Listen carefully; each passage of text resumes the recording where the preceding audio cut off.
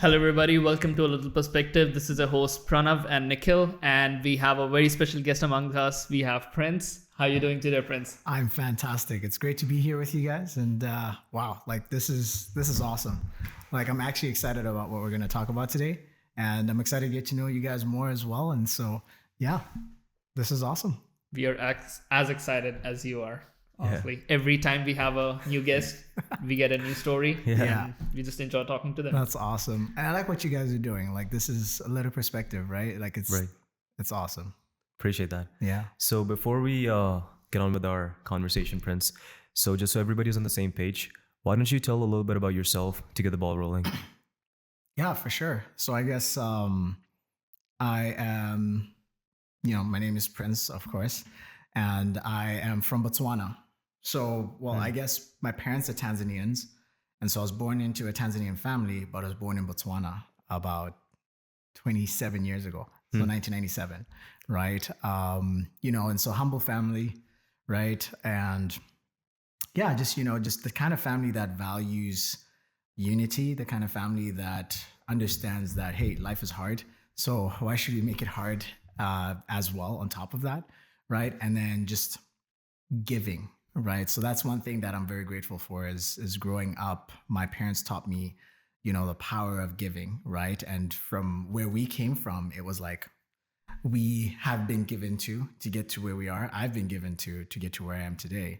And so, always wanting to be able to pay it forward is the motto. And so I would say if I were to give a motto of the household that I grew up in is, never retract the hand that that has, the blessings to be able to give to other people, right? Always extend it, right? And don't be afraid to extend it. And sometimes you get burnt, a couple of times and stuff like that, but it doesn't mean that you'll always get burned, right?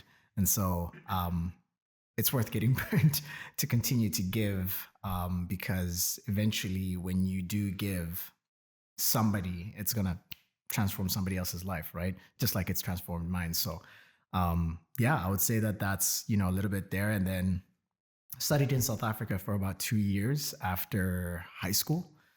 And that was up until 2016. And then 2016 came to Canada, right? And I believe I was 19 at the time.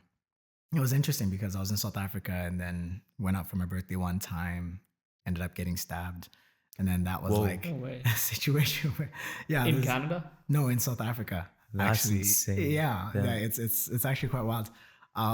But whenever I think about it, and I'm pretty sure you guys have experienced this too, is that like the negative things that happen to your life can actually become a springboard for you to be able to go into something greater in your life. And so that was a situation for me because Canada was never on our radar at all. Right.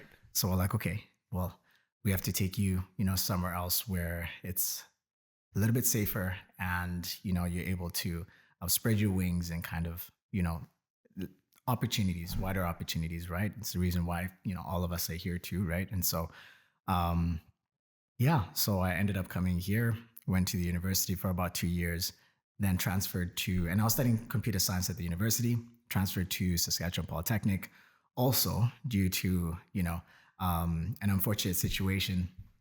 Went to the university, went to SAS Polytech, and then finished there with telecommunications networking technician. Then,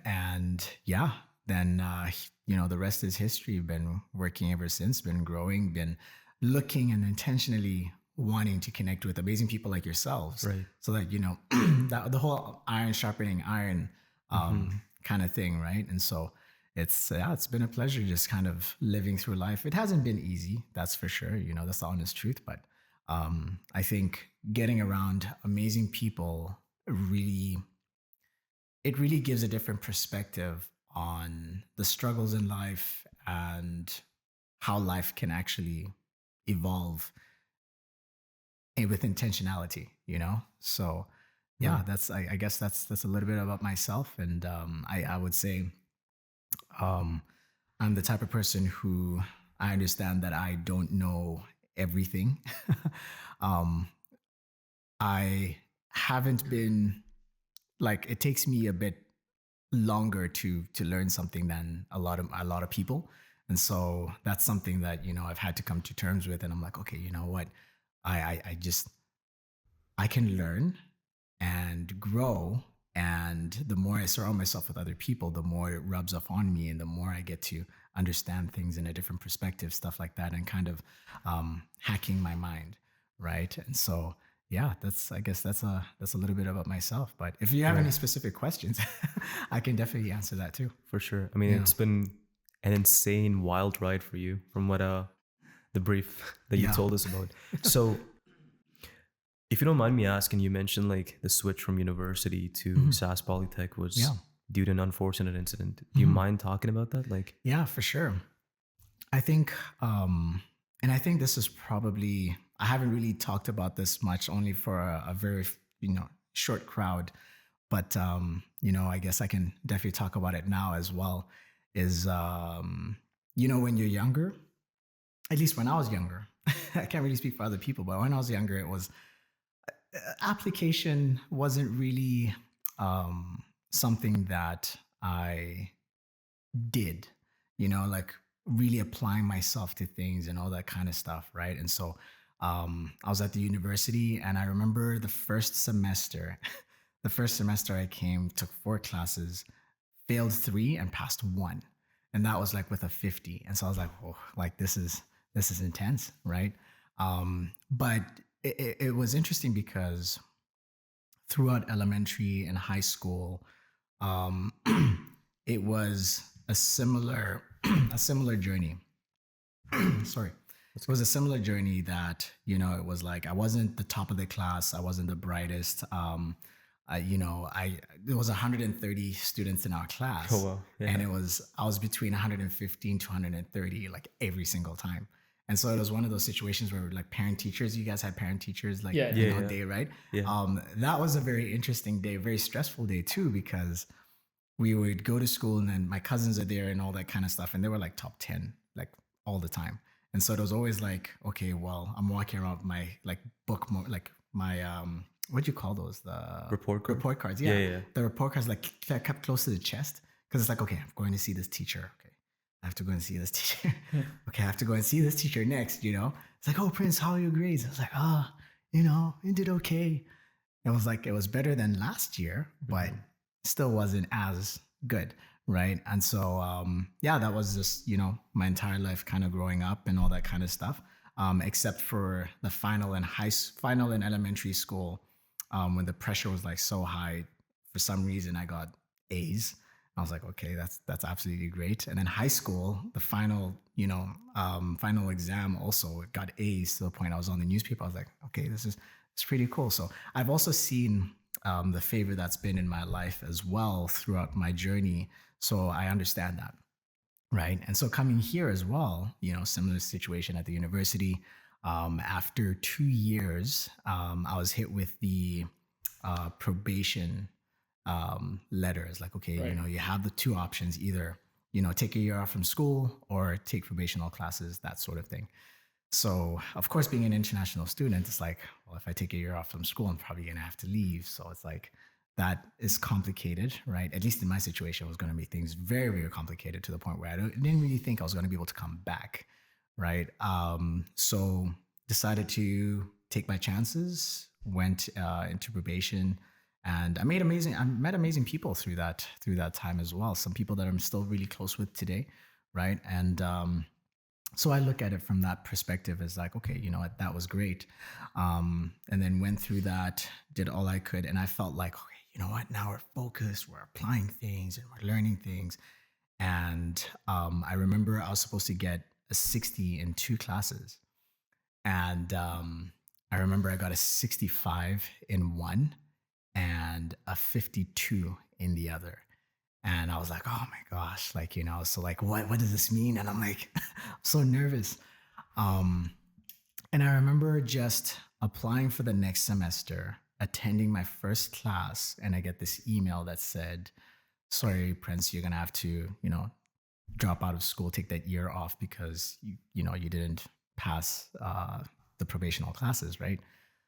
So that was a bummer. So I'm thinking to myself, okay, what am I supposed to do? What am I supposed to do? And then I remember my aunt in the States, who I'm so grateful for. she was like, Prince, why don't you look at colleges in your city? Oh, I never thought about that. So we looked at colleges in my city. We looked at SAS Polytech. Okay, I applied for SAS Polytech, and I was on the wait list for the program because it was already full. So I'm like, okay, well, I mean, I have no other options. I guess I could probably look at other cities and stuff like that, but that would be a challenge as well. Um, so in the meantime, kind of kept my fingers crossed, prayed about it, and then applied for tons of jobs. And then I got accepted to this one job in BC, which I'm so grateful for because it taught me a lot of things that I get to apply today. And it was lead core, it was door to door sales. And, they were like, oh, yeah, you make good money and all that kind of stuff. I'm like, well, I need money. So I could definitely use that. And it was like, okay, use the last bit of money that you have. Well, use your money the money that you have to be able to buy a plane ticket. And then the rest will be taken care of, accommodation, all that kind of stuff. So I'm thinking to myself, I'm like, I only have like $450 in my pocket right now. And that's like enough to buy the plane ticket and then travel. And so there's a good friend of mine. Her name's Olivia. God bless her. She helped me, with everything and all that kind of stuff. Took me to the airport, and then turns out my luggage was heavy. Oh, wow. So they were like, okay, $50 and stuff like that. I think it was at the time. And so I was like, oh my gosh, I don't have any extra money, and my flight is in like 30 minutes. So I'm like, okay, like, I don't know, like, and so she, pulls some cash out of her pocket and she's like, hey, you know what, here it is, you'll pay me back when you start working. Right. So I really appreciate her because then again, I look back at all these times in my life where it's like, okay, there's struggle. But through that, I've had favor because, I mean, who was I to her that she would help me? Right. I was just a friend, just a guy, but she felt it within her heart that, hey, I need to help this guy because this is life situation. That's where the hand that you say extends. Exactly. Right. That's the hand that extends. Right. Mm-hmm. And so, it took me all the way to BC. I remember dropping off the airplane and then just kind of using my phone to like navigate, taking the bus. Oh, okay, I have to go and buy a bus ticket here, buy that. And then okay, I'm supposed to end up at this address. Okay, what's the like roadmap and stuff? It was a long day. But I was so used to traveling with like suitcases and stuff like that because I traveled, from Botswana to here and stuff like that. And in 2017, I traveled back to go and visit. That was the last time I was home. And like I just got so used to that and so good at like just traveling with like heavy luggage. And then got there, spent about 3 months of that summer of 2018. And yeah, that was huge. Like that was huge for me, just getting around a bunch of other dudes that are driven, that, winners mentality. They're not perfect, right? They, they have their flaws and all that kind of stuff. They admit to it. But they are all like, okay, we need to be able to support each other, camaraderie, practice. We had like scripting. I remember in the basement, just like this amazing basement, we would script with each other, knock on the door and then like, hey, hey, my name is Prince John here. I'm in the area. And then you just apply your own personality to it. So, it really gave me a different perspective on life and how to achieve things. Cause like I had always been taught, go to school, get a good job, all that kind of stuff, which is not bad. Right. But I had never been taught the other side, which is like, you can definitely, work on your personal skills, your communication skills, sales and all that kind of stuff. Right. And so that was like school to me in that basement. And then it clicked in my mind. I was like, well, I started to pick things up a bit quicker than I thought I would. I was very nervous because I was like, oh my gosh, like throughout school and stuff like that, I was always like nervous because I'm like, I don't know, like exams and all that kind of stuff. And I'm like, I'm trying to remember things and whatnot. And sometimes it doesn't come to my mind when I need it. It's funny how minds work. Yeah. And so then I started to realize how I actually learned, which I learned from watching examples, right? So like when I'm shadowing somebody who goes to a door and then they're like, hey, like, how are you doing? Like, and then talk and, share things, ask questions, stuff like that, I started to watch that, started to notice that, started to pick up on that. And then I started to practice it, see it within my mind. I started to do it. And then I started to add my own spin to it. And so that finally clicked. I was like, oh, you know what? Actually, maybe I do learn, but through a different way that I've never really picked up on or really paid attention to. And so, that started off a whole different journey. Coming back, finding out that I actually got accepted into SAS Polytech, I was like, yes. Yeah. So, and then just came back with a different mindset. Came back with a different mindset, different focus, a different drive, a different level of confidence too, because I was like, okay, you know what? I can actually do this. If people have done it before me, I can too. And I was always reverting back to time in that basement, time in those streets of BC, Vancouver, Kelowna, just as I was going to doors, just knocking, I learned so many things. One of the greatest things that I also learned through that job was don't take your garbage from one door and take it to the next. Meaning that if you had a bad experience at this door, there's some people out there that it's either they're having a bad day or they just don't like people. Right. So it's like, hey, get off my lawn and stuff like. I'm like, oh my gosh, I'm so sorry. But you have that experience, and then the next door you knock, it's like, oh man, we've been waiting for you, man. Like, what took you guys so long? Like, come in. You guys want a cookie? Like, just of course we want a cookie. Like, So it's it really helped me learn with experiences that an experience with one person in whatever area or field it is doesn't dictate the experience that you're going to have with the next person in that same area or whatever case may be, right? And so that really gave me an open perspective also in the sense of my own experiences. It's like, okay, I go to school, if I'm struggling in this one subject or this one area and things like that, it doesn't mean that I'm going to struggle in the next one, right? So I was just like, okay, or the next day or anything like that. It's just, okay, just kind of take a step back, breathe, think about it, assess where I am and then where I want to be, and then, work backwards, right? And then kind of figure that one out. So, and then that really helped. So went to SAS Polytech, studied there, had amazing instructors, shout out to Aaron, Matt. They're amazing people, we still keep in contact till today, and so that's something about me as well, is that when I build relationships with people, I want to be able to keep that going, and it's like, I want to be able to add value to their life as they add value to mine too. There's something important that I find with relationships is because you can be super wealthy with finances and stuff like that, money and property and assets and all that kind of stuff. But if you don't have relationships, I don't think that those things will go far. You'll only be able to buy or to move a certain way if you don't have relationships, because there's always going to be that glass ceiling. I find when you have relationships, there's always going to be somebody that you can reach out to and be like, hey, I'm having struggles here in this area, and there. If you have a good relationship with them, there's like, oh yeah, you know what? Let's figure things out. Let's go grab coffee. Let's chat about it. And so, that's really been my life. And I guess that was my experience with SAS Polytech. Really. Right. Yeah. What an amazing journey you've had, honestly.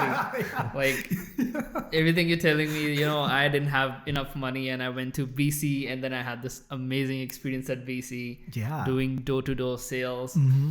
It's funny, like when I came to Canada, I did a similar job, not door-to-door, but I was selling like credit cards at Canadian Tire. Yeah. And they told me there was a line that they said, I still remember it. You should have energy of a Rottweiler and memory of a goldfish. Yeah. So that's what they tell in sales. Like, what you're saying, that you go to a door and they didn't treat you right. Yeah. Okay, they were having a bad day. Sure. Forget that. Have a memory of a goldfish. Yeah. The next door you go to, have the energy of a golden retriever. Exactly. Yeah, right. right. 100%. Yeah. Right. That's so true. That's amazing. That's amazing. Okay, I have to ask you this. How did you build your communication skills? Because you have amazing communication skills. I appreciate that. Thank you, Nicole. I think it was so it was really working with Ledcore that helped me with that. There were the number of times I had to start again when we're like scripting and doing the drills, it was like, and we like literally we went to the front door. It's like, okay, we're going to close you outside. It's a hot day and we're not going to let you inside until you know, work and improve and you know, convince us that you're moving, right? Yeah.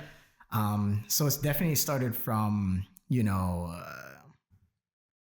knocking and then just like, blah, you know. Practice. Yeah, exactly. So practice, and then he kept on going, kept on going. So I think it was literally that, you know, it was that practice, reading books, How to Win Friends and Influence People by Dale Carnegie. Yeah. I That haven't was read it, but I've heard about yeah. it. Oh my gosh, that was huge for me, and I was just like what? Like that is insane. And you know, it was when I realized that words like they make up the least amount of communication. I think in terms of like if you create a pie chart, I think it's like 7%. I could be wrong. I don't really remember in memory of a goldfish.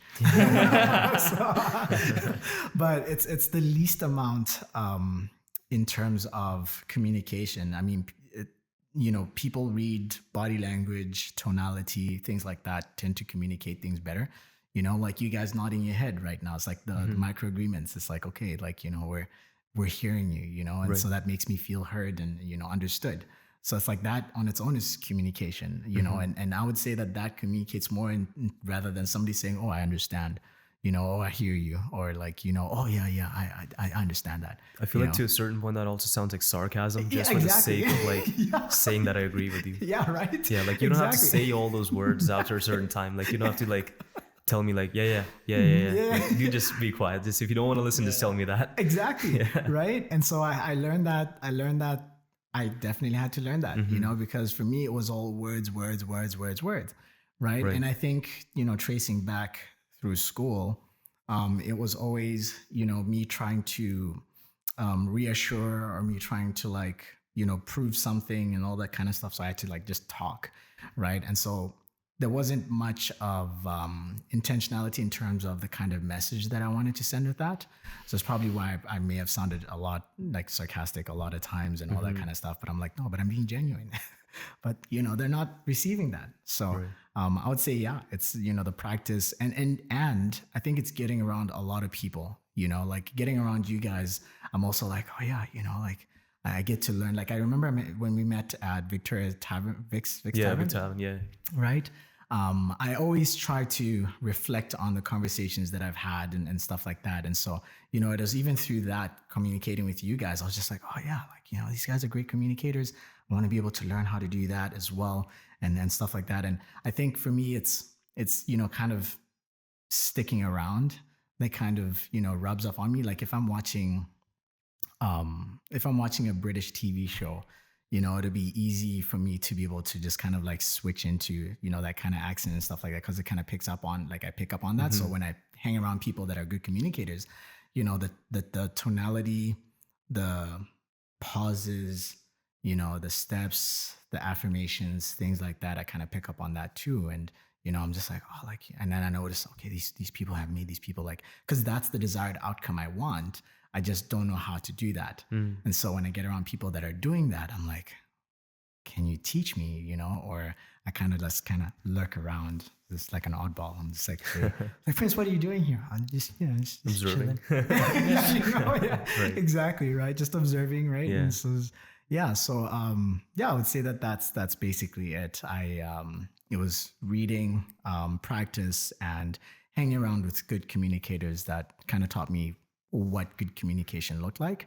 And then I got in trouble for this in school, but it's interesting how life rewards you for this, like copying, right? Like when you copy somebody in terms of like how they got to where you want to be, you know, you see the desired outcome and you're like, oh, like, you know, I want those kind of results, you know? And so it's like, well, I can teach you, right? And so they kind of show you and kind of give you the pathway.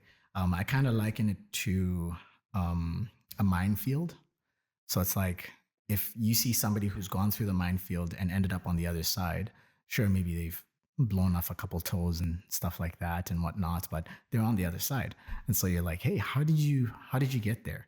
It's like, oh, like, I kind of took this step. So I'm literally copying their steps because I'm like, okay, I don't want to step here. And sure, there'll be a couple times where I'll, blow off a limb and stuff like that. Hopefully I can reattach it. But it's like, you kind of copy that path like a roadmap, and then you get to the other side and it's just quicker. Right. And so that's what I've, kind of gotten good at, is just like, okay, getting to meet people, observing people, kind of learning. And I think we all, at least for myself, I'm very much, I'm aware of the, my shortcomings, and I'm always open to hearing more about when people are like, oh, here's a shortcoming that I've seen and all that kind of stuff, and just working on ways to improve it. Right. So I think that's another thing about me as well. It's just, I understand that I'm not, I may not be the sharpest, tool in the shed, so to say, but I'm always looking for ways to get sharper. Right. And so it's like getting around people that are sharp, and then kind of, asking them to teach me, okay, how do you sharpen yourself? Right. Oh, I sharpen myself by doing this, and stuff like that. Okay, well, let me apply that. Right. And then coming back and like, okay, these are the kind of results that I've gotten. Am I on track? Right. Okay. Yeah, I guess you're on track. Or, maybe you can make a couple tweaks here and there and stuff like that. And it's like, oh, well, Prince, haven't you ever thought about it from this kind of angle? Oh, Right. So yeah. And how about you guys? Like, how did you guys develop your communication skills? Because like you guys are like sharp. Like I remember I met you guys and I'm just like, wow, like these guys are awesome. Like I was just like, you know what? I need to get around these guys more, And so I'd love to hear about that too. We really appreciate that. I feel like if I speak this on behalf of both of us, we weren't to begin with. Like I know, like me personally, I have been, I don't want to say socially awkward, but shy. Like I usually only open up to people that I feel comfortable with, or that I feel like, hey, like I'll tell you one thing about myself. Like I'm not too good at small talk. Like if I'm talking to you, it's because like I want to have a good conversation. Yeah. So I feel like this podcast has helped me personally. I feel like I speak on behalf of Nikhil as well, that talking to so many people, and I feel like it's not just the podcast, because like you mentioned as well, like we met at Vic Tavern before. So it's those pre-podcast meetings that actually set the natural flow and like tonality of this exact podcast that we're doing right now. Yeah. Because we met like 3 weeks ago. Yeah. Right? Something like that. 2-3 weeks ago. So that moment, those conversations led to what conversations we're having right now. So I feel like it's just talking to more and more people has just helped us crack our shell. I don't know if you want to add something. Yeah, for sure. So like when I came to Canada, terrible. I couldn't say like one sentence properly. Of course, in India, we are taught in English, we speak English, but everybody's speaking their mother tongue, to be very honest, even though you're in English medium school. But when I came to Canada, I started that job selling credit cards. I was super nervous. Like we had that script, like they tell you, okay, just follow that script for the beginning and then you can tone it down. I was like, okay. I was good at learning things. I learned the script like that. And then I started to implement it. And the moment I went to that person, froze, blank. Like I couldn't say, dude, what do I say? What's happening? Oh my God. Because when you're preparing, you imagine something else in your mind. But when the time comes to actually implement it, it's different. Like you block out. It's real. Yeah, it's real. Exactly. It's real life, man. Yeah. So true. And then working around that, then I got a job at a retail store. Personally, for me, honestly, small talk really helped me, because a customer comes in, like, hey, how's it going? How's the day been? And they talk to you about things. You learn things from them. And I've seen, like, if you have a positive mindset, if you have a positive attitude, people want to talk to you. People attract that. Yeah. Right? I see people, like, yeah, just there to work. Okay, sure. Here's your stuff. Go. Even though people are trying to talk to you, just talk to people. Have small talk. I believe in small talk. Right? And I think that just learning my way around that. Met Pranav and then met so many other amazing people that I talked to. Yeah. Yeah, I think just that. Yeah. You know, one thing I gotta add to this, this just reminded me of something. You know, like you mentioned about small talk. Like my girlfriend mentioned this like to me, like not just once, but like I think we were talking about this like last night as well. She says like when you're like, say for like I was in the gym, right? So like I was working out. She says maybe the reason why people don't really approach you is because you have a very mean face. Yeah. I don't know, like I don't know if like you guys notice that or not. Like me personally, I think like I should be quite approachable. like I don't mean any harm to anybody. I'm pretty harmless. But like she says like which like almost like made me laugh, but at the same time like now that you guys are talking about like the small talk having like that approachability, she says like you kind of have like a mean face towards everybody, but if somebody comes and talks to you, then it's like a completely different person. It's like there are two people there. Yeah. Or like a person wearing a mask and you just took that mask off. But I'm like, damn, I never really thought about it. She said, yeah, you got a mean face. I'm like, damn, okay. Girlfriend's like, oh, dude, you're mean. Right? Straight up. And that's the thing. Like we get to learn from other people, right? And so I think imagine if we were never open to perspective, right? Yeah. Like imagine if it was like, oh, like, you know, Prince, this, and I'm like, nah, that's lies, you know, like I'm not gonna.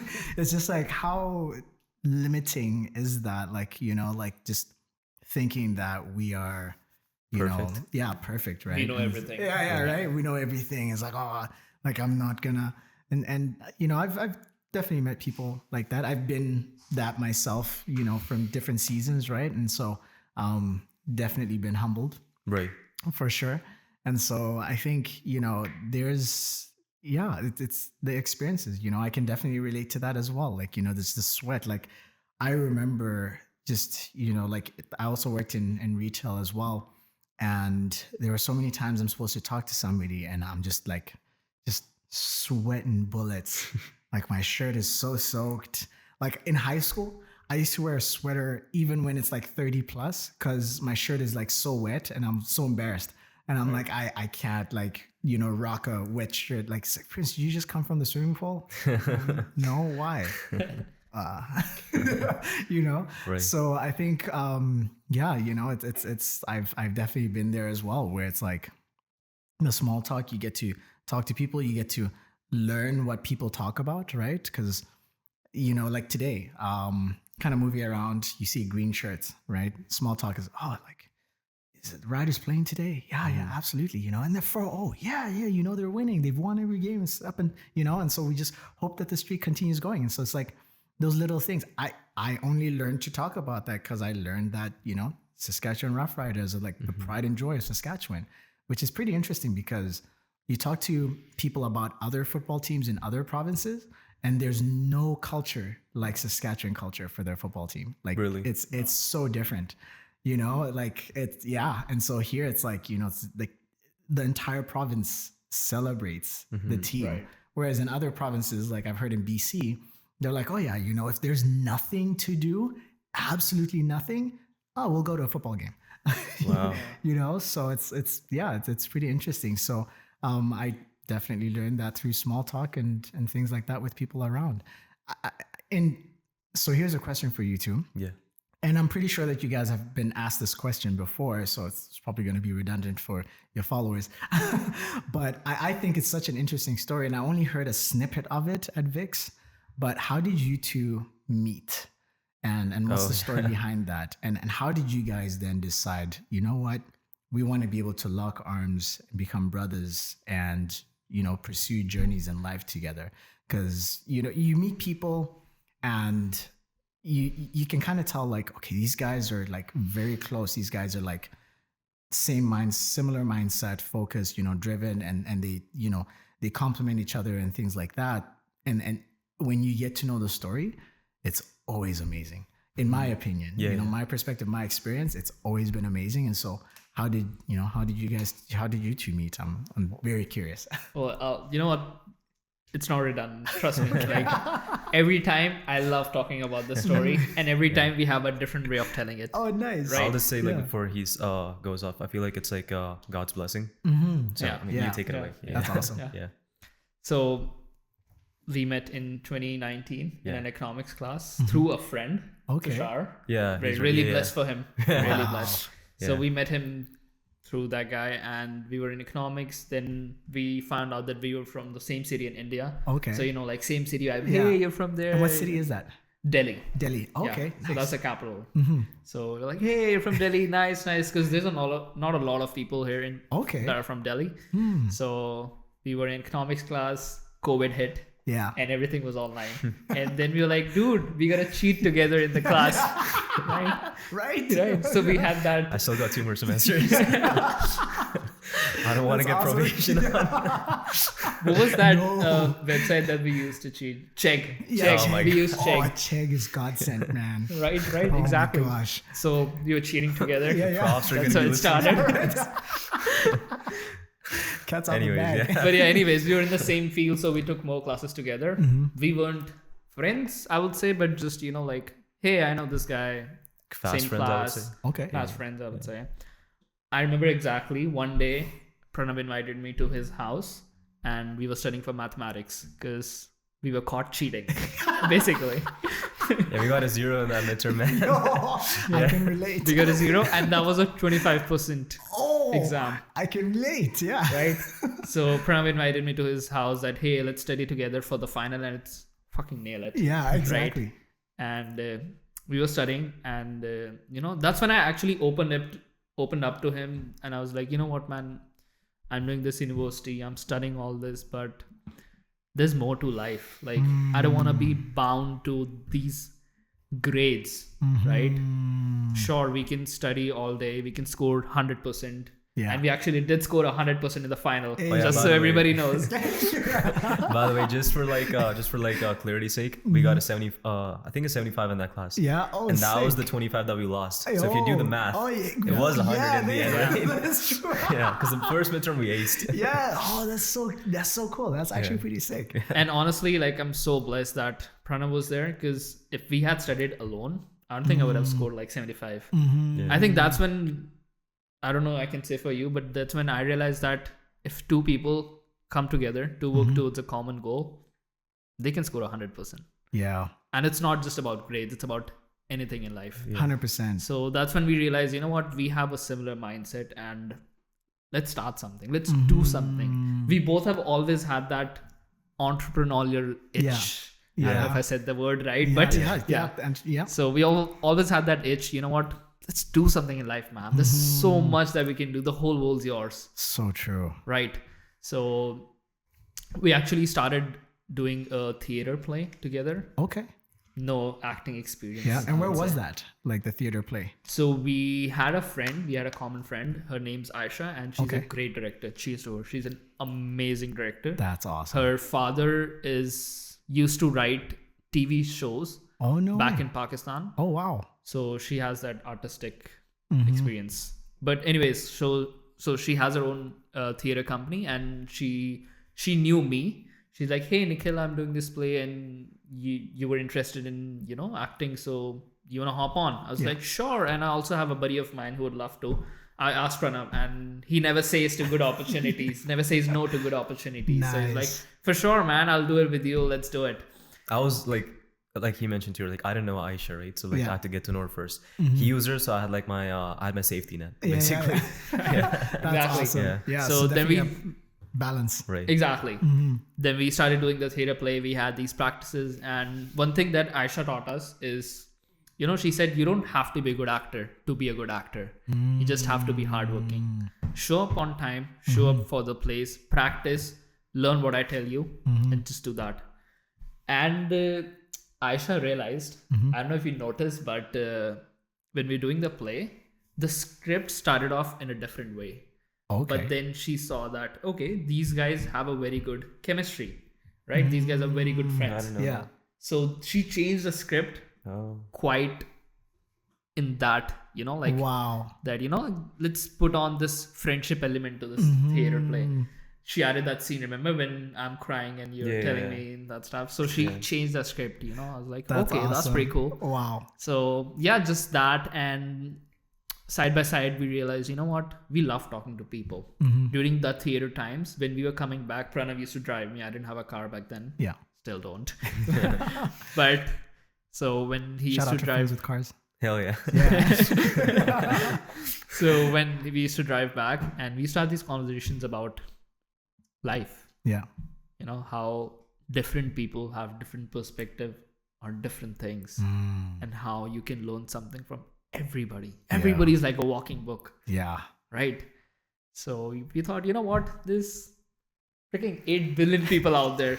Let's hop on a podcast. Let's start a podcast. Let's talk to people and let's learn. That's it. That's We just have a awesome. curiosity to learn. That's it. We don't have any motive to earn money. We don't have any motive to, you know, of course we want to start a business, but Yeah. just want to learn. That's it. Bought $30 microphones. Yeah. You know, From London Drugs. from London Drugs. Thank you, London And that Drugs. was a big investment back then, not gonna lie. Yeah, We were right. thinking a lot, you know what? Should we do it? Should we not? So went on with it. There's this guy that we met at a business event called Cocktails and Connections. That was the event. Okay. And his name was Mike Tate. Okay. So he was working at EDR back then, Economic Development Regina. And Okay. we are so grateful for him. Mm. I think it was our second guest, but like, The podcast, like we met him before we started the podcast. Oh no way. Yeah, I think because we met him in 2021 of December Okay. or November, Yeah. and the podcast started in March or April of 2022. Okay. Yeah. Yeah, I have so a to date it couple back. months- It's yeah. been, it's been long. Yeah. but yeah, we have met him like a while ago before we started the podcast, and we realized, you know what, that guy would be an amazing guest. Mm-hmm. So we reached out to him, and we thought, I don't think he would remember us. He's like a big director for EDR or something. Yeah. We reached out to him, and he's like, hey, I remember you too. You both were the Nice. only people who genuinely wanted to connect to people. Sick. Because, you know, everybody over there, they were approaching people because MNP CEO, you know, Deloitte, right. this Yeah. and that. We didn't even know anything about Mike. We just saw this guy dressed up in a suit Yeah. and wearing Jordans. I was Oh, like, dude, sick. that's cool. Yeah, That's cool. So we struck up a conversation with him, got to know him. At the end, we realized, oh, he's EDR, this and that. Cool. We just here to make connections. Yeah. Right? So really grateful for him. But our first guest couldn't have been perfect. Her name's Ash Kilback. More perfect. Like she's Nice. she's Yeah, amazing. that's awesome. Ashley Kilback. She's a poet. Okay. She's an artist. And the first podcast we did with her was probably the best received ever. Nice. Like, That is awesome. So the best, like that's so cool. Yeah. Like that's like starting with a bang. exactly. Starting with a bang. Yeah. So yeah, we started that podcast and we did a few episodes after that. I think 5 or 6 episodes that we did together. Then I moved to Saskatoon for my co-op, and then Pranav moved to Calgary for an year Okay. for his Yeah. co-op. So it was like a big hiatus. Mm-hmm. Then we came back in 2024, Yeah. and we were like, you know what? You're back. I'm back. Let's start it again. Let's Nice. invest some good money. Now we've done co-op, so we have money. Yeah. Whatever we have left. Let's just drop it here.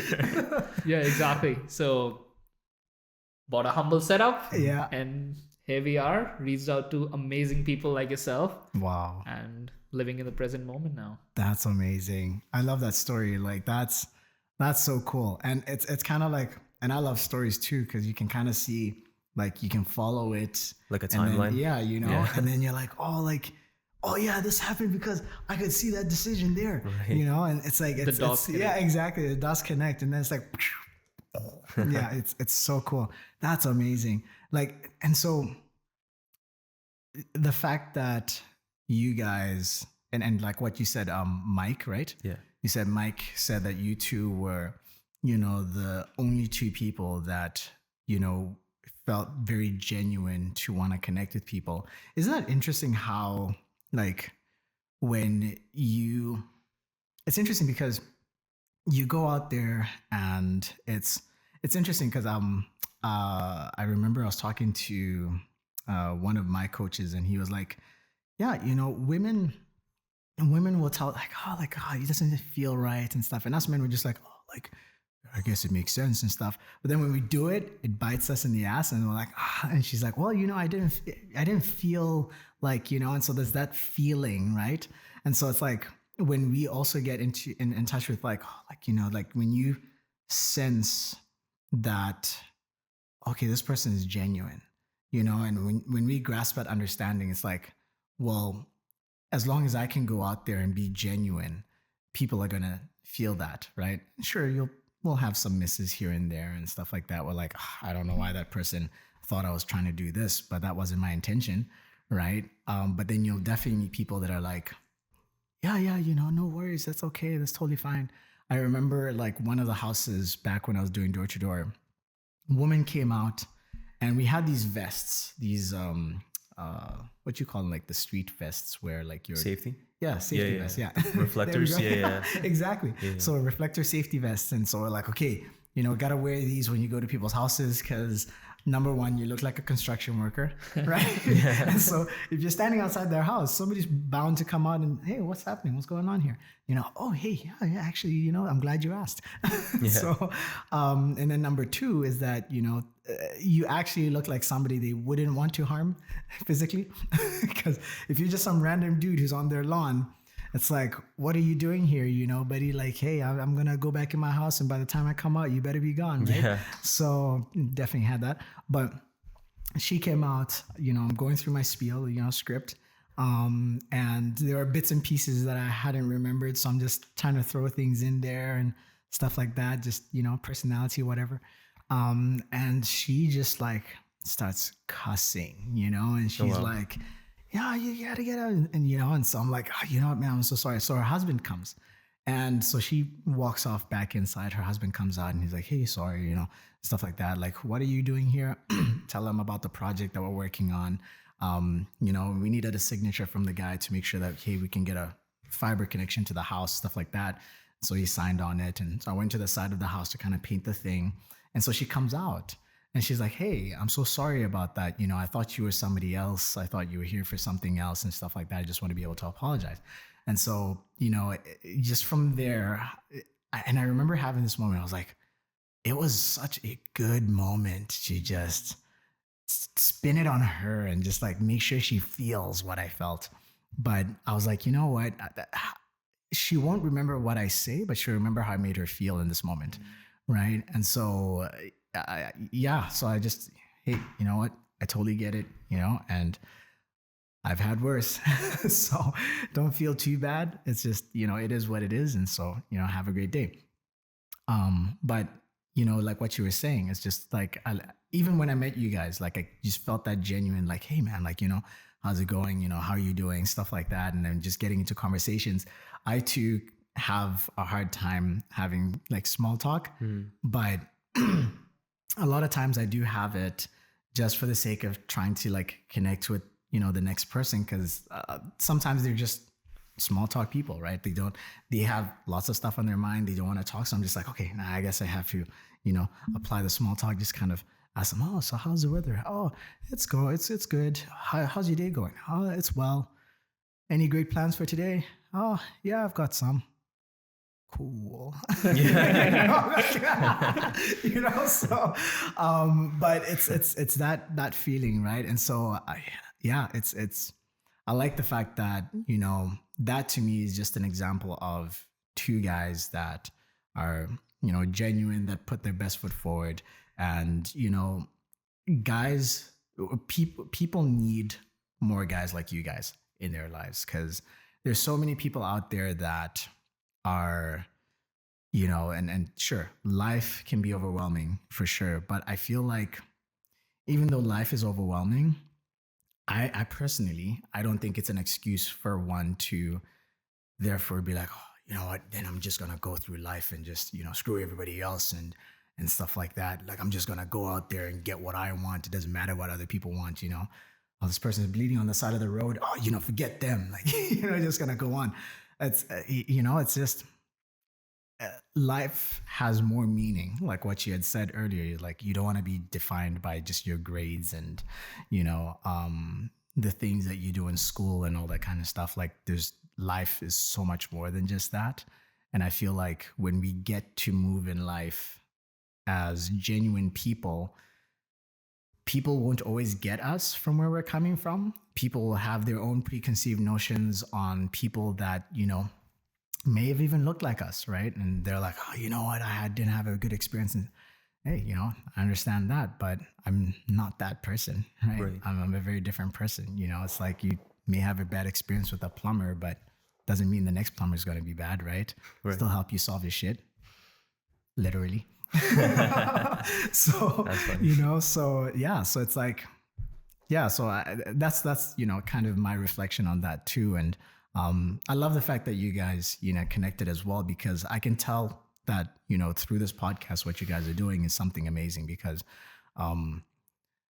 the more people get to hear people's stories, the more they get to relate, the more they get to get ideas and stuff. Like, I relate so much to stories. There's some stories that stick in my mind. I'm like, oh man, like, for instance, I remember Terry Crews was having an interview, and he was talking about the roles that he's had in these films, and he was talking about his role in Training Day, and he said he was invited. No, it wasn't Training Day. It was actually Training Day. He was the mean, like, buff guy, the security guard kind of thing, and then Sylvester Stallone was putting Expendables together, right? You guys have watched Expendables, I assume. think back in the day, yeah. Like, back in the day, way back okay. in the day, yeah. I would recommend it. That's pretty cool, right? But and I think you mentioned something about switching the script, right? About how she switched to the script for you guys and stuff like that. Also, I want to be able to know how I can get my hand on that play to watch it, because I think that would be pretty cool. I would love to share that with you, but We don't have the since it link, was huh? a theater play, Oh, it wasn't no. recorded. Yeah. Oh my god! Nobody was allowed to record. So now I'm And just it's a supposed to bummer. live with like my imagination of what it was. 'cause We you have like said- pictures We and have stuff that we pictures. can show you after Okay, the yeah, podcast. I'd love to be able to see that. Yeah, Absolutely, we because can, you were like, you were crying, and I'm like, oh my gosh, it'd be amazing. But yeah, so yeah, I'm looking forward to seeing those pictures. But the reason why I was talking about Terry Crews is one of the greatest lessons that I learned from him is he was talking about Sylvester Stallone hit him up.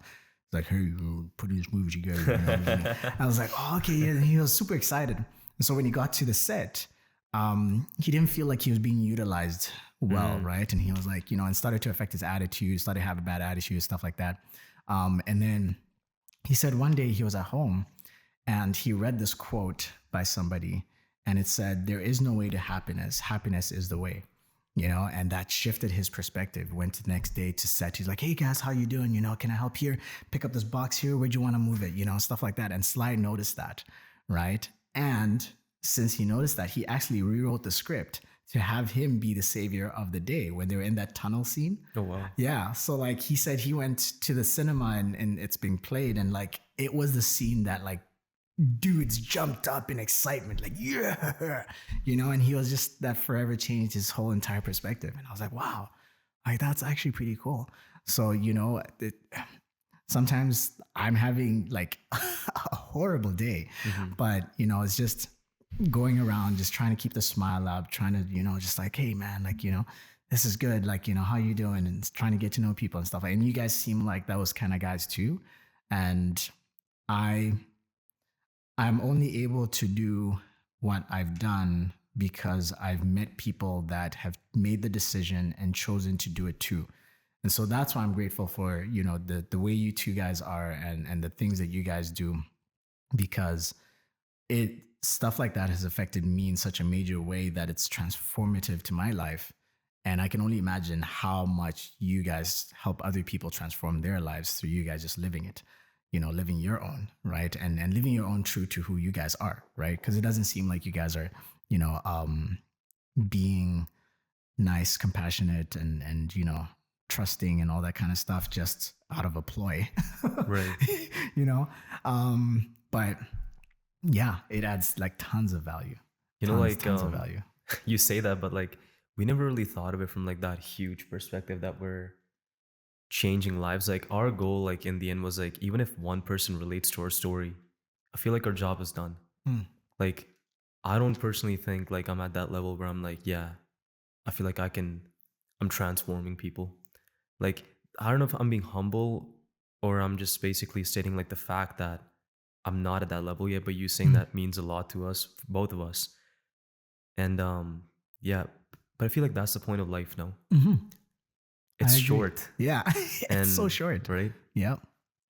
I gotta ask you this one question. I feel like this is dating back to the start of the podcast. For sure. And you are not that same person that you were in high school, that, you know, like doesn't apply himself. Cause like, dude, like, I feel like that's a completely different Prince that you're talking about that's not even in front of us right now.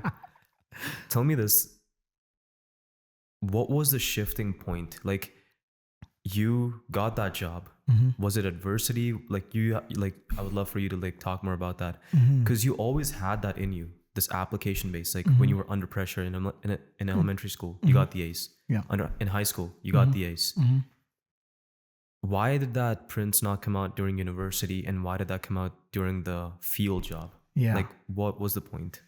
Yeah, that's a good question.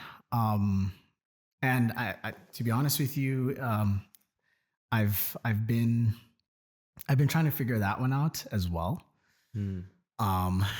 But if I can answer that, Pranav, I think it's a combination of, okay, as I was growing up, I always felt like, and I was also treated as the child, right? Like, okay, you know what, we have grown up problems here, but we're not going to tell you about it. You may see it, but we're not going to tell you about it because we don't want it to affect you, right? And so I was always at that perspective of, you know, underneath the table trying to get up, right? Trying to understand, okay, what's on the table? Like what's on the table? What are we discussing? You know? And so I think coming to university here, and then still with that childlike mentality of like, you know, yeah, sure, we have problems. Like I used to run from my problems. I remember even in South Africa at the university, after I got stabbed, we went to the hospital and, you know, got serviced, things like that. I stayed a week without telling my parents because Sorry, it was what'd you just, I stayed a week without telling my parents about it because it was just, I don't know, I was embarrassed about it because it was okay. So I went out to a university street party. It was just supposed to be a university street party. It ended up, you know, we ended up going to the clubs downtown Johannesburg in Braamfontein. Very cool area. Like the clubs are bumping. It's so much fun. Like you meet amazing people. But the downside to that as well is, you know, wrong place at the wrong time. People are also opportunists, right? And so they're trying to, you know, figure things out.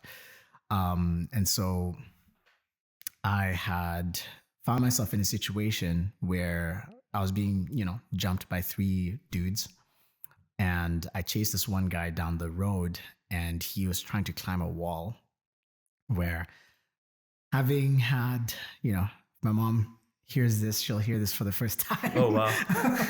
But, you know, having had, you know, drinks and all that kind of stuff, like adrenaline and, you know, the tipsiness, like Intoxication. and intoxication, right? It was just, there's so much mixture.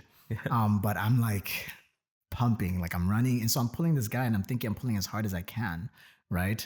But he starts like hitting my arms, right? And so, you know, comes down, threatens to kill me, don't really register that. And then, you know, he tries to swing at me. I evade. He continues running. I continue chasing him, but the wall's slanting, so he easily hops over. And this is another part where I've noticed a favor in my life, because a voice within my head then told me, don't go over that wall because you don't know what's on the other side, right? And I reasoned with it. I was like, oh, you know what? Like, there's nothing on the. Like, I really don't know what's on the other side. The guy's probably waiting for me. Get down. I don't know what may happen. So I decided to go back. And there's this random dude walking on the street. Now it's a fairly cold night, but I've been running, sweating, and this dude looks at me and he's like, "Hey, are you okay?" Like, you know. And so it's just the look that he gave me just made me question, like, why is he looking at me like that? And then in an instant, I feel my palms are wet. I've been running, been very active. Could be sweat, but it's very like wet, you know? And so I look down and there's like streams of blood just kind of pouring. And so this scar right here, as you can see, kind of flipped over, because the knife went through that way, right? And so it was 1, 2, 3, and 4, right? So that's when I realized, okay, I guess I had been stabbed. This guy stabbed me with something. I didn't really know. And so, yeah, went to the hospital after that, spent the week, and they took my phone. So I was chasing my phone essentially. So that's when it's like, was it really a smart choice? Probably not. But in the moment, I was just like, I can't afford to lose that phone because my mom had sent me $800. This was Tuesday morning at 3 a.m. I bought that phone Saturday. No, a fairly new phone. Yeah, a fairly new phone. It was the LG G3 at the time. I remember that. Yeah, Yeah, I was super excited. I was like, man, this thing is it, bro. Like, I think it was like 3-4 gigs of RAM. I'm like super excited, and then it's gone like that. So I'm like, I can't really tell my parents because it was already hard to be able to get that. Some negotiation had to happen. And then, it was a birthday gift. And so I was trying to replace that before I had to tell my mom about what had happened. So a week went by and, all sorts of excuses. Oh, the network on this phone is bad and stuff like that. And I have to go and get it serviced and all. And then Saturday, I just couldn't take it. I was just like, it's bearing on me. And so I had to tell my mom. So I was like, hey, Mom, I use my buddy's phone. I don't have the phone anymore. And she's like, well, I knew it. I was like, how did you know? She's like, Prince, you're the type of person who, when your family sends birthday wishes, you would respond. Right. And so I was like, oh, okay. Yeah, that's fair enough. Oh, and that's why I got stabbed. She's like, first question, is your face okay? Yeah, it's okay. Okay, good.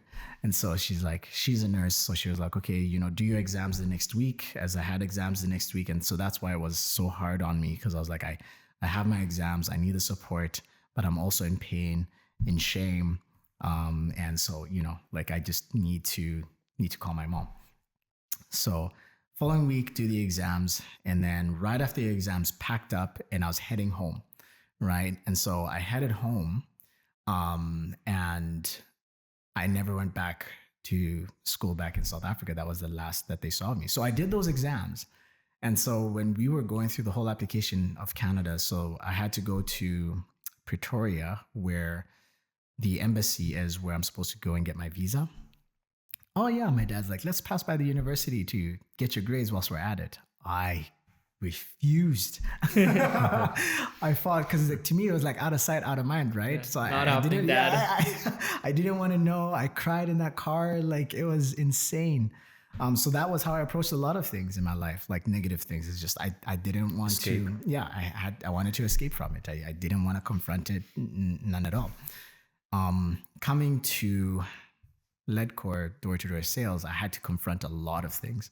And I saw the value in that, I was like, there's a lot of value in confronting things that I'm afraid of, a lot of value in confronting things that, I think won't go well. And so I should just do it. Right. And so, that was my growth journey, and that it's still my growth journey. Right. And so, I would say that was the case. And then coming to 2020, my dad passed away. And Sorry about that. Oh, thanks, man. I appreciate that. Thank you. In 2019, after I graduated, I was like, okay, finally graduated. Now I can have a seat at the table so we can start making decisions to help the family, right? And then 2020 comes, April 26th is when I got the news, just woke up, multiple missed calls and stuff like that. Turns out, he had passed away. He had passed away in a separate country from my mom and my brother as well. But these are COVID times, right? So they couldn't travel. I couldn't travel, both financial restrictions. And so we just had to transport his body from Zambia to Tanzania, where his family picked him up and they went on and buried him. So that was that. But I think it was at that moment where I realized that I needed to step into a space that I had never been in before. And it was going to require me to be a very different person than I was from before. Right. And so that really catapulted my journey. So when I talk about negative things that have happened in my life, and when I say that I believe that the negative things that happen in life are a springboard to the next area and step, I truly believe it, because it's been evident in my life every single time, you know, and so it's just shifting that mindset to how I view it. And personally, sometimes some challenges, you know, it's just like, oh my gosh, I can't believe this happened. Why did it happen? But after some time, just kind of thinking, okay, kind of have to step back, look at the situation, assess, and kind of think about it, and just be like, okay, now I have to think of a way to move forward because this cannot be the end, right? And so I think that's another situation that really catapulted me in my life. Is that after that had happened, I realized I needed to become a different version of myself that required very different, you know, ways of thinking, very different actions, very different beliefs of self, things like that. And I'm a spiritual person myself as well, and so that really, you know, elevated my own relationship with God. And so that, you know, so many things just changed. And then I started to realize people like connections that I had made back in 2018 in BC came full circle at that time that catapulted me even further, right? The kind of people that I started to surround myself with, the kind of people that, you know, took me under their wing to be able to mentor me, coach me, things like that in ways of life. Um, it was huge, you know, and so I think that really taught me, you know, so many things, and, you know, lessons like when something happens where you're disappointed by somebody else on a situation, give them the benefit of the doubt, right? Because perhaps they didn't intend to hurt you, right? They didn't intend to hurt me. And so it's like, give them the benefit of the doubt and, you know, kind of go with that and, you know, build relationships, continue to build that relationship, continue to pour into that relationship, continue to, you know, elevate that person and things like that, because you never know what they're going through, right? And so I think that's the kind of same favor that I've felt in my life. And so I guess I just didn't know how to apply that in reverse.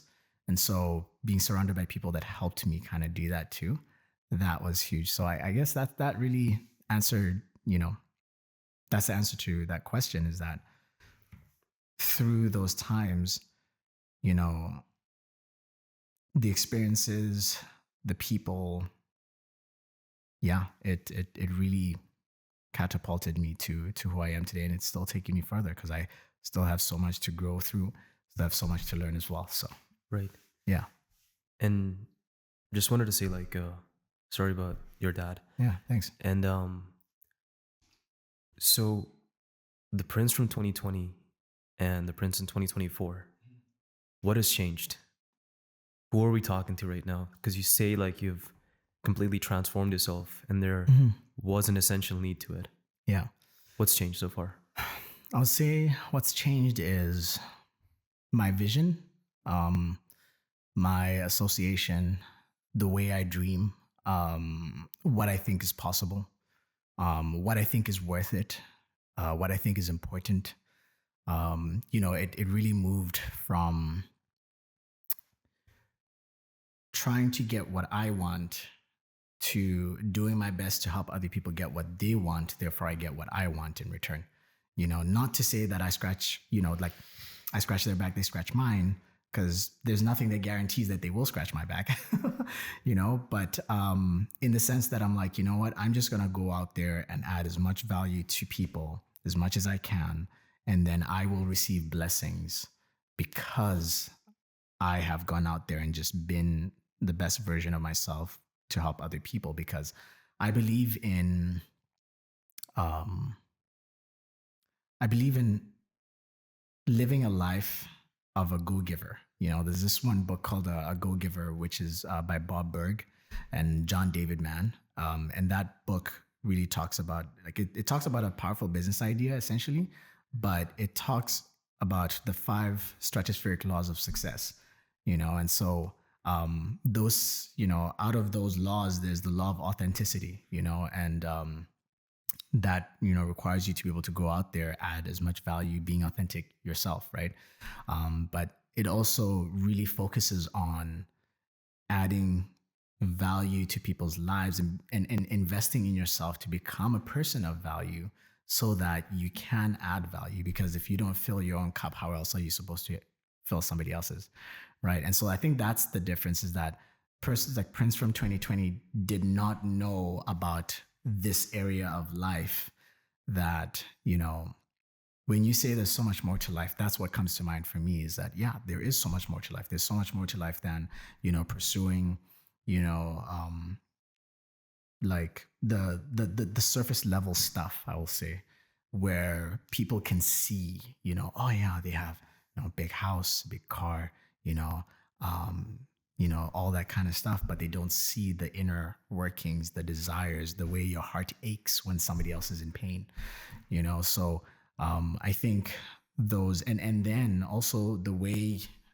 somebody else being in pain, your heart aching, then drives you to be able to act in a certain way. So I think that's the difference between Prince in 2020 did not understand any of that, and Prince in 2024 has understood that, and is still understanding more in depth, still understanding how to apply things in depth, still understanding how to grow in depth, and then also working on building relationships in depth as well. So I think that would be the difference in that regard. So yeah. What's your most cherished memory of your dad? The most cherished memory of my dad is, there are multiple moments. Yeah. But I think it would be, one, he was a funny guy. Like I wish I could have taken more videos with him, but I have like Snapchat. Thank God for Snapchat. There's a snap that I have. We were watching the Olympics at the time, I think, or I don't know if it was Olympics, but like a meter race of some sort. Mm-hmm. Right. And it was a high jump. Like where they use I think that's a pole vault. Yeah, pole vault. Yeah, exactly. Thank you. So pole vault. And I remember my dad, like, we're watching this thing and I'm filming it, of course. And he's like, hey, like, this guy, I wouldn't be able to do that. I'm so stiff. So my brother and I just die laughing, because that's just the type of guy he was. He was that kind of guy who was very, joking and everything. And I remember when he used to come back from work, he used to play fight with my brother, like, and it was just, they were just two mischievous guys, and it was pretty cool to be able to witness that. But he also valued, relationships, relationships with people, relationship with God. That was huge. And to the point where it actually affected so many people. Like when he passed away, I heard of people crying, because I'm just like, wow, I never knew he affected you in that kind of way. That was so deep. He loved books. He would always be in his study room whenever he's got free time. It's either he's in the study room or teaching me math for 3 hours at 1 a.m. in the morning. So after working as like a 16-hour day job or something like that, like he's just that kind of guy. And so he would be in his study, and if I go to his study and ask him, even like, what are you reading? Be prepared to stay there for like an hour and a half, 2 hours, because he's just talking about this book, So he was that kind of guy as well. So I remember those. I remember also something that I think is very important, and my fiance and I want to be able to apply this to our lives as well, and our kids in the future, is that he never spoke negative, through all elementary, high school, and things like that. He could have told me, hey, you're not going to be anything in life, and all that kind of stuff and all that, and, just things that would have diminished me. But he always spoke like, Prince, if you got to apply yourself, man, you'd be so far, my brother. Like, and he would always talk about the potential that I would have, and just the fact that I just needed to apply it, And so that was the kind of guy that he was. And so my fond memories of him are the fact that, he absolutely loved my mom, right? Did everything he could to be able to take care of her, take care of us, to be the provider in the home. But he also did his best to make sure that he understood the power of words. He understood the power of, helping somebody believe in themselves as well. And so he always made sure that we did that. And he always made sure that he spoke positive into our lives. And so, that's what I remember of him. And that's what I hope to always, do and carry on as his legacy, is to say, you know what, I need to continue to help other people believe in themselves, because we can do amazing things. Like we're capable of doing extremely successful things. And it just may not always show financially as what the world sort of, kind of speaks about. It's like what you were saying, like the badges, like you see somebody with a badge and all of a sudden they're important, right? But The labels. right? The labels, right? But then people look down on the janitor guy, right? But the truth is that if the janitor didn't do what he's doing, if he didn't have the passion for doing what he was doing, the place wouldn't even be a place where people could even work. Right. Right. So he makes a huge impact. And so I think, it's just understanding that that's something that my dad, taught me, is that, value each and every person that you meet. Because, you never know who they are. You never know what they're about. You never know what, they're capable of. But always expect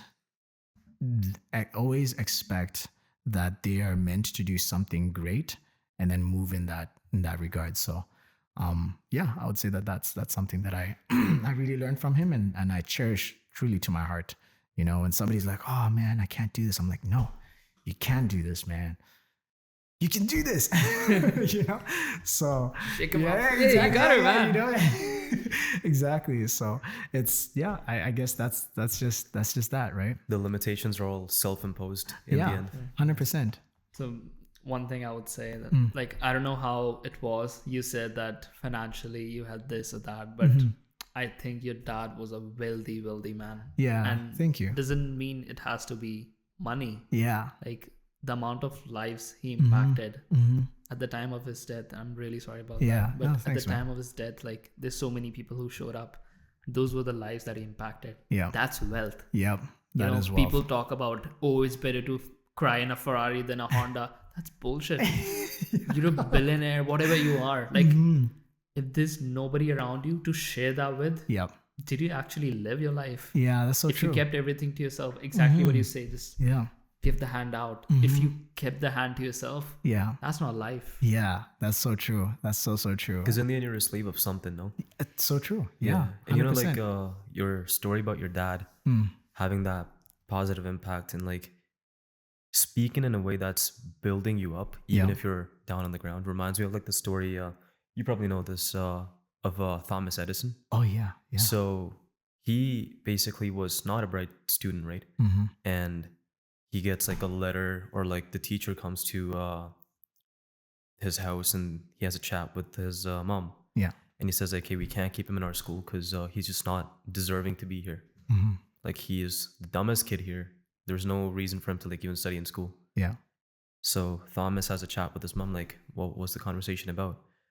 And all she said that changed him completely. And I think she left a letter for this down the line, that it was basically like a time capsule that he found like many years after his mom's death. All she told him that you're so bright that you're not meant to be in this shallow crowd. You're meant to soar and aim for the stars. Wow. Because these guys have a ceiling on them. Yeah. You don't. That's And that impactful. guy invented the telephone. Right. How do you the light bulb? Sorry, Yes, my bad. yeah, That's yeah. Thomas I Bell. think that's That's Alexander Graham Bell. Yeah, that's my Bell. exactly. Yeah, that's Bell. Yeah. They're both. Yeah, I'm pretty sure they were friends. Yeah.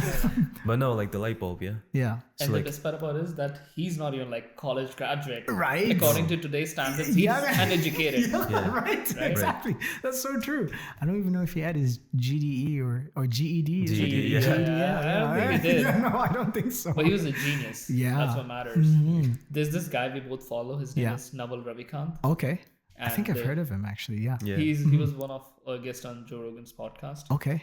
So he's like, I think you would probably love him. So he's the software guy, technology guy, super rich, angel investor. He has his own companies and stuff. Nice. And he's a philosopher. Okay. Super rich and a philosopher. So he says that to be a scientist, you don't even need to have a degree. You just need to have the curiosity. Because the world that we live in today, you can learn anything for free. Go to 100%. YouTube. Yeah. You have a teacher in your pocket with your phone. Yeah. Just open Siri. Hey Siri, what's the capital of this? Hey Siri, tell me about this. Yeah. You can learn anything. Right. So true. So true. That's actually very powerful. Wait, you were gonna say? No. I mean, all I was gonna say is like you just gotta be having the courage to question the world. Yeah. Right. That's exactly. I feel like it. that's like the base, the foundation that is asking that question why Yeah. changes everything. So true. But you could be that herd you could follow that herd mentality. There's only a few selected people that are like, okay, why are we doing this? Yeah, why? Right? It's why like there's a logic behind it. It's like how people like in math tell like, oh, you have to do so and so. Yeah. But like, what's the reason about it? Right. Then you actually see in textbooks, there's actually a full theory about that. People don't give it two shits about. Yeah. They just want to get the answers. Exactly. Like, that's so true, man. Like, I think understanding why, like, asking that question is so important, you know, and it really gets to the deep, like below the surface, right? It really scratches there. And I think, you know, we can definitely be taught how to ask why more often, because I think society, like what you were saying, is just like majority of people it's just, okay, follow this because this is how it is and all that. And, you know, you can't, okay, why are you doing that? Oh, you know, because somebody else said so, you know, but okay, well, why did they say so? Well, I don't know. I think it's very important to know that, you know? So yeah, no, that's so true that I'm reflecting on that heavy. Yeah. But yeah, I would love to do 4 more podcasts. Yeah. I feel like we can definitely keep on going. Like, yeah, exactly. More episodes and we stuff can like do that. one on spirituality, I know, one right? on, Exactly. one on culture. 100%. Yeah. Oh, yeah, food. Like, Food. oh, hell yeah. man, dude. Oh my gosh. Of course. Yeah, 100%. Yeah, no, I'd love to be able to come back if you definitely. guys would have me. Yeah, 100%. You got a nice smile, man. Yeah. Oh, thanks, man. I appreciate it. You know, I had to practice smile ups in the mirror. There we go. Did you learn that from the Dale Carnegie book? You know what? That's one of, I think I learned it from there. And I think I learned it from a lot of other people that, you know, just have done that in their lives. You know, I'm just like, this guy has a great smile. It's like, yeah, I practice smile ups. I'm like, okay. There we go. I mean, you kind of feel weird when you're looking in the mirror and you're trying to smile. And you're like, like, you know, it's like, I don't know which one's too much. You meet someone's like, hey man, how you doing? It's nice to see you. I'm like, so you kind of have to understand like different levels, you know, and stuff. Like, I'm pretty sure there are people out there. The headshot smile. Yeah, like know, companies. Exactly. Yeah, the headshot smile from companies. I'm pretty sure there are people out there that are like, oh, this guy's a creep, man. Why is he smiling at us like this? I'm like, I don't know, man. I'm just super excited. Wearing guess. the construction vest from far away, just smiling outside. Yeah, exactly right. Yeah. It's like, what's that movie? It. Yeah, exactly. Right. Or no, he had a raincoat. My bad. Yeah, no, right. I think there was there was that movie Smile. Oh, I've seen that movie. Yeah, exactly. And I just went like, and watched that in the theater. Yeah. Yeah. It's just horrible. It was, horrible, man. It's just Was crazy. that the one with Ethan Hawke? No, I think no. I That think was, the one with Ethan Hawke was Phone Call Sinister. Sinister. Yeah, I think it was Sinister, right? one. Yeah, Sinister one. Yeah, because unfortunately he didn't make it to the second one. No, yeah. No, did he? Did Wait, he no, not? Ethan Hawke is still alive, right? Ethan Hawke. No, like in the movie Sinister. Oh yeah, no, he is. died. Yeah, he's still alive. Oh but yeah, I was in like, there- Ethan Hawke, he didn't make it? What do you mean? No, he just didn't make it to the second movie because his yeah. character. I was blown away about that one. So It was a he messed did- up psychological It was, movie, yeah. yeah. Oh my gosh, it was wild, man. I was just like, whoa. So you guys like thrillers too? Oh, Like love Yeah. it. Oh yeah. I like same. horror movies too. Yeah, me too. Yeah. I feel like the one that really I got pretty nervous, but I haven't finished it. I want to watch Hereditary. Oh yeah, that one's So good. that one's like, I feel like, so I think I was hearing about this like in a podcast as well. Mm-hmm. Like, it's not the traditional jump scares. No. It's psychological, and It like is. there is a demon inside of it, like in that movie for sure. Yeah. But the reveal at the end is so dark. It's so dark. And also that one too, the Babadook. Oh yeah, that one's one that I haven't watched. I do want to watch that too. That one's also like Yeah. something that just mental. Yeah. Yeah, no, powerful movie. true. Like the ending was like really nice Yeah. because it's just a single mom and a kid. Yeah. Story about them. Oh, nice. Yeah, I don't know if you should watch it. There's Yeah. there's another one that it's not an English movie, but it's these two kids and their mom comes back from like a surgery and she has like these bandages on their face. So they're like the kids are trying to figure out if this is actually their mom. Oh wow. Yeah, and that one's also psychological as well. Like, Yeah. I'll remember the name and I'll tell you guys about it. 100%. It's so good. Like the ending. Yeah. Like, my when God. you go to the ending, you're like, I did not expect that, man. I did not see that. And then now you're like, where are the clues that could have led to this? Like, it's just, it's insane. Man, it's insane. Like one thing that I'll tell you, Yeah. these international horror movies are so scary. So I came across this one. I man. forgot the name. It's like Turkish, Yeah. and they have like a 6. What's it called? There's been 6 6 movies? Yeah, exactly. Like 6 Oh. installments of that. Okay. Or like it's basically, like it's a certain type of entity called a jinn. Okay. So I gotta find out. yeah, so that you- one is like insane. Like Korean movies. Mm-hmm. There's this thing called Grudge the series. Yeah, right. The Wailing as well. Man, I don't know if you Wai- came across that. I have watched The Wailing. Yeah. My buddy, so like he's like this Yeah. mentally tough guy. He's like, that's the only movie that like broke me, like maybe Yeah, like scared me. it The is. Wailing I gotta watch. Oh man, The Wailing was pretty good. I think another one that I haven't seen is oh my gosh, and it takes place at a house, like this and it's a slow burn, like it's a slow like kind of getting into it, psychological as well. I'll remember it and I'll tell you what about it. 100%. But I've heard numerous good things like from multiple people, like, oh man, you gotta watch that one, and I'm like, huh, Yeah. okay, gotta watch it. Yeah, but 100%. it's pretty good. There's some films out there I'm just like, Yeah, man, because I feel like that's North awesome. American are more focused on gore. Yeah, like yeah. Freddy Mhm. Krueger, Exactly. Michael Myers, and what's that? Yeah. Texas Chainsaw guy. Yeah, Texas Chainsaw. I Yeah, feel like that's exactly. scary in the sense like, dude, like I don't want to see like people getting dissected. Right, yeah, with like a wrong chainsaw. turn. Yeah, Yeah, like, yeah. that's a clown, dude. And even seen the Centipede. I have. Yeah, Okay, the that- Human that Centipede. is the Oh, human That's my like Okay, the that is most horrible. disgusting Oh movie my God. ever. Okay, I'm not gonna like talk about that. I don't want this podcast to go like censored completely. And you know what's the worst part? That movie has 3 parts. Yes, I know, Yeah. right? I'm just like, that's insane. And There's I one think- in a prison too. Like, Yeah, they- and it's like that's 12 the third people. That's one, right? horrible, Yeah. man. That the is second disgusting. one, the dude who's just like literally hammer chainsaw, like stitches, like just oh my gosh, that was yeah. at least the first one. It was like a doctor who like surgeon. Yeah, but anyway, I don't want to spoil it if people haven't watched it. Yeah. But- I would recommend. More than that, there's These are not recommendations, More than guys. that, spoil Please. their appetite. yeah, I know, right? Anyways. Oh my gosh. But yeah, let's just skip to our Yeah. rapid fire round. So I'm gonna ask you 3 questions. Pranav's gonna ask you 3 questions. Yep. You gotta start it. Sure. If you could give one piece of advice to teenage or 20-year-old Prince, what advice would that be?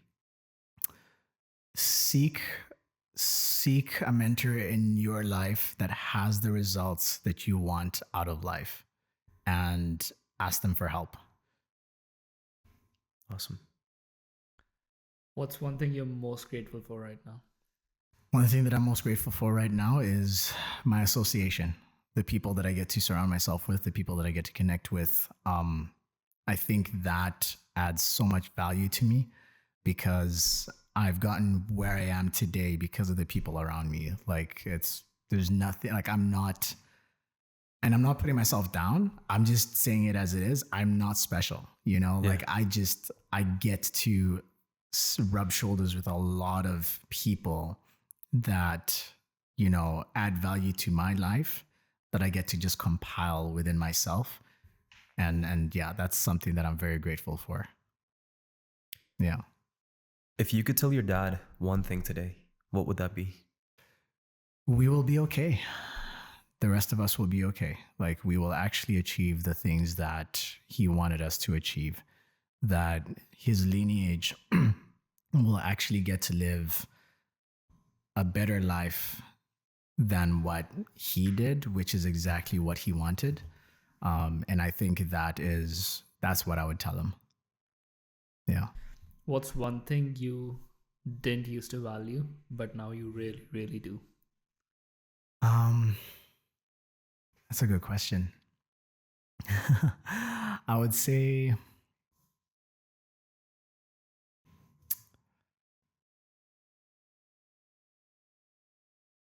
the opportunity to learn. I would say that, I didn't used to value, learning because learning was so tedious to me. It was like, I had to remember things and, and all that kind of stuff and study. And, it became so cumbersome within my own head.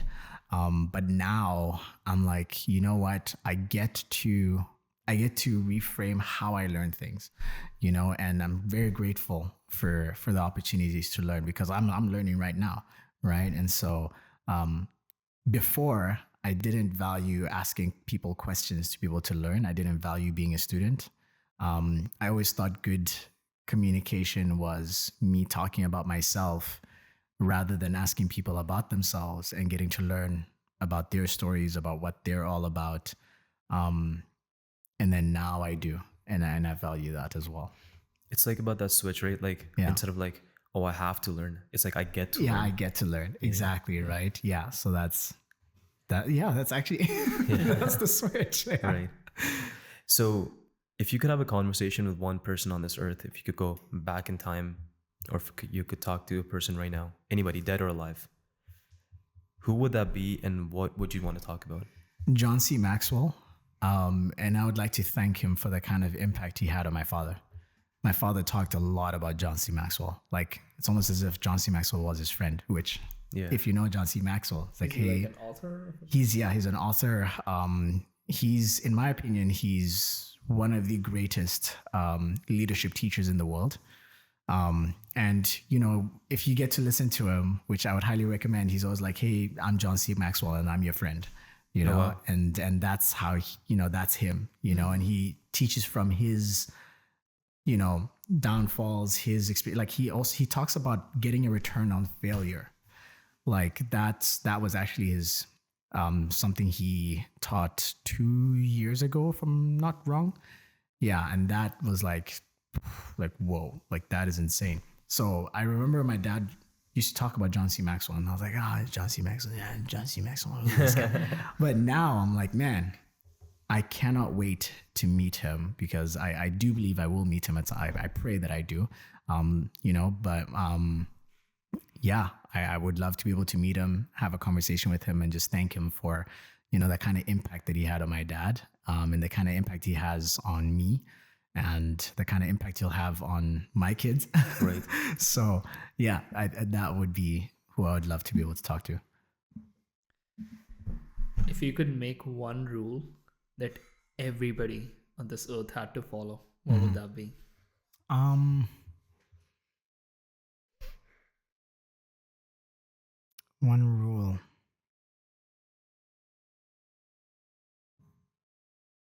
That's a very good question. Has to be one. Yeah. You can do two. I can keep it to one. No worries.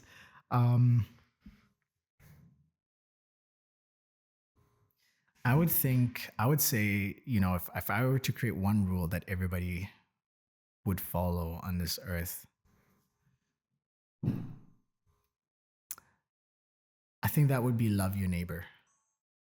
I would say if people, like, I don't know why I mean, I understand why, but I still don't understand why people find it hard to talk about, you know, like, difference of opinions, and you know, like, it's like, my understanding is, you know, if you don't believe in what somebody else believes in, that shouldn't offend you, because you don't believe in that, you know. And so it's like, they believe in that first for a reason that they do believe in that, and that's okay. Everybody's able to believe in whatever they believe in, you know.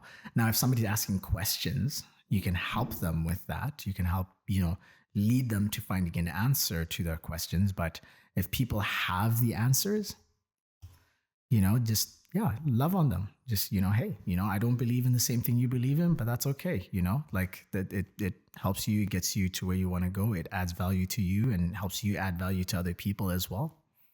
That's all right. But I think, you know, people will hate people because they don't believe in what they believe in, or they don't see things the way they see things. And you know, I think it can be a very toxic thing, and it doesn't, in my opinion, I've seen more hate being promoted through that than love and unity. So I would say, you know, love your neighbor, and, you know, treat them with respect, regardless of who they are, where they're coming from, what they believe in. I think that will, you know, that in its own, and let's say, you know, you believe in something, you know, this is the truth, and this one person just doesn't believe that. Okay. But when you treat them with love, I believe down the line, you know, that person might come back and say, hey, you know, Pranav, I see you have, you know, these results in your life and all that kind of stuff. I'm having trouble getting, like, how do you get there, and then you're able to lead them through that, The truth. through the truth, right? And so I think, that's what I would say. Love your neighbor. Yeah. Yeah, I feel like that's the most perfect moment to end the podcast on. Yeah. Ending on a very, very high note. And yeah, like Nikhil wants to mention this, couldn't be more grateful for our guests, especially you today, Prince, I'm for coming on a grateful for you guys. podcast. Yeah. And just like sharing your story, not just to us, but our viewers or listeners. And before we part ways, any final piece of advice, any final words you want to tell to the people watching, listening? I would say, if you guys ever do meet, Nikhil and Pranav out and about, just get to spend time with them. I would say that they should get to spend time with you guys, because you guys are absolute joys to be around. You guys are like you guys are what I would consider salt of the earth, because you guys are actually people that, have value, substance to you. And I think it would be worthwhile for people to actually invest their time to get to know you guys. So, that's what I would say. And I'm very grateful for this. I'm very grateful to have met you guys. Shout out to Akash. Yeah, we shouldn't forget Shout him. out to Akash. Yeah, he's out there living his best life, and oh my gosh, man, like he inspires me so much. 100%. Like even his story, like his life story, where he is today, how he got to where he is today. Like I'm like, I wake up mornings and I'm like, okay, I need to be more like Akash. No, he's like a big brother to me. Always has been. Yeah, right. Yeah. Oh man, he's awesome. Like Love that he's guy. like a big brother to me too. Yeah. I actually don't remember how old he is. He just turned 26. He's younger than you. Okay. So he's a younger, older brother. Younger, wiser kid. Yeah, exactly. Yeah, there we go. So shout out to him. But yeah, man, I'm beyond grateful for this, and I've learned a lot. Absolutely. So much, Thank you. You're so kind. 100%. Thank you. You guys are kind. You guys are rock stars, man. Appreciate that. So that's what's up. Well, thank you, Prince, for being on A Little Perspective, and hoping to see you again soon. Absolutely. Take care.